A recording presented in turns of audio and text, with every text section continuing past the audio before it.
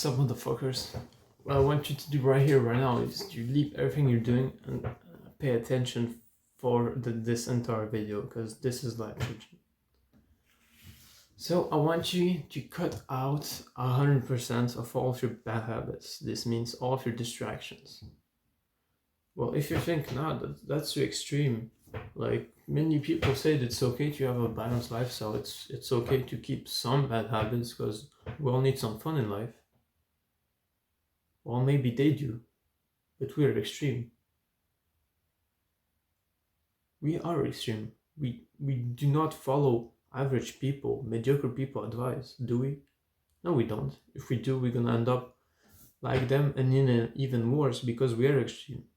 Let me explain how you and I, the extreme people, work. We have two options. Option number one, you actually cut all of the fucking distractions out right now. You do not let anything stop you. No distraction left in your life, which is extreme, of course, because we are. But the other option is actually you say to yourself, yeah, I do need a balanced lifestyle. Let's keep some bad habits in, like I will play video games for 1 hour a day. Well, okay, you're gonna do that. You're gonna indulge in the video games, and guess what? Let me remember you that we are extreme. When we indulge in something, we go to the limits. You're gonna spend as much time as humanly possible in that bad habit because we are extreme. So this just proves you that you cannot let any fucking distractions in life, because even one will fuck you up, will take all of your attention, all of your time, just because there's one left. And that one left is the one that's stopping you from this side, from the successful people side, in which I am now, because I did it. I actually cut all of them out. It's not that hard, you just have to do it.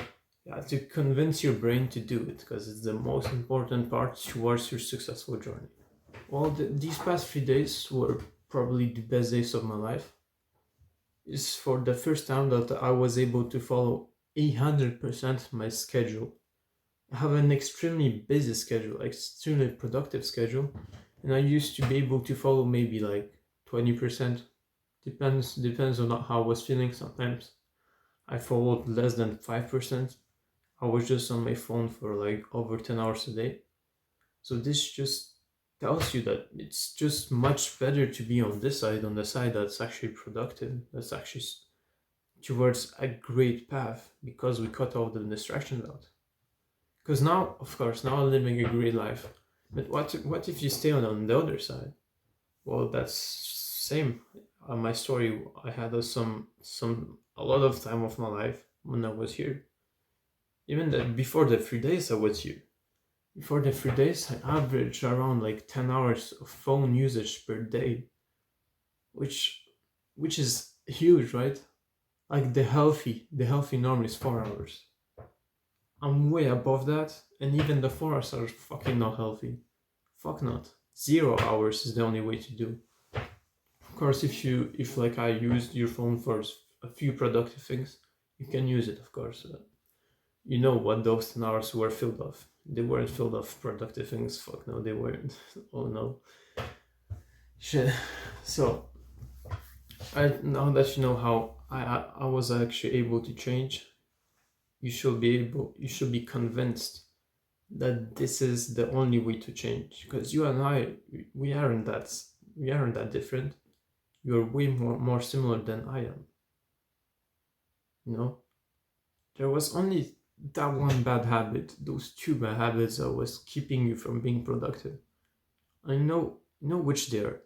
You know surely well what bad habits you have to throw away from you. So you can skip this part of the video if you want, but I'm gonna explain quickly how dopamine works, because it's important thing to know actually, because it's really like after you learn this, you're gonna be, oh, that's why this and this happens.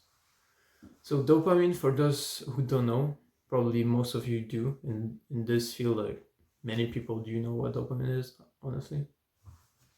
So dopamine is kind of the hormone. Like dopamine equals motivation. So the more dopamine you have, the more motivated you'll be to do something you like. But what happens when you do a bad habit? So if it's your baseline, everybody has a baseline of dopamine.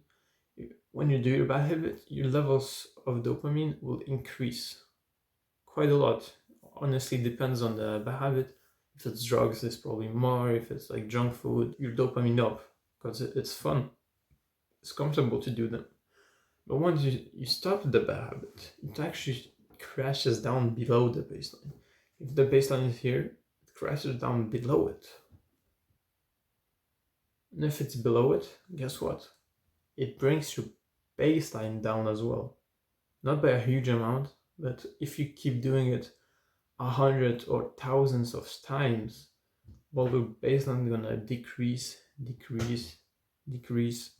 until you're clinically depressed. Congratulations, motherfucker. But what if you do the good habits instead? What if you actually listen to me and cut all the distractions out? And don't only cut all the distractions out, of course, replace them with the good habits.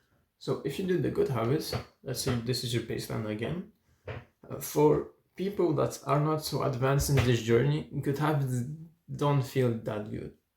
Honestly, good habits, it feels like all painful, not gonna lie. It feels boring when you do them, all painful. It's not fun, no. It's not something you are looking towards to. Like, you're kind of looking towards to do it, to like achieve it, but you're not looking that much to actually do it.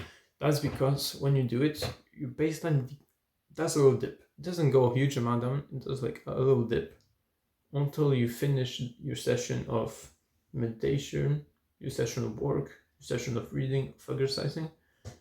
But then it goes up. You're actually proud of yourself. You're content of what you've done. So your dopamine increase. But not only it increases your baseline. And the baseline is your like level of overall happiness. So this is huge. Because it increases your baseline. So guess if you do it consistently again and again, well, your baseline gonna increase until you're so happy we can put you in a fucking empty room. You'll be fucking smiling because you're happy. Because that's what like really healthy people are like. They're happy. They're extremely high levels of dopamine in their brain and high levels of baseline. Yeah, so that was the part about dopamine. Now think about it. Like, if you're still thinking that like the average people advice of the like the normal lifestyle, that you can keep some hours of video games, of phone, or social media, junk food, porn. If you think you can keep those things in your life, get the fuck out of here, bro. We are fucking extreme.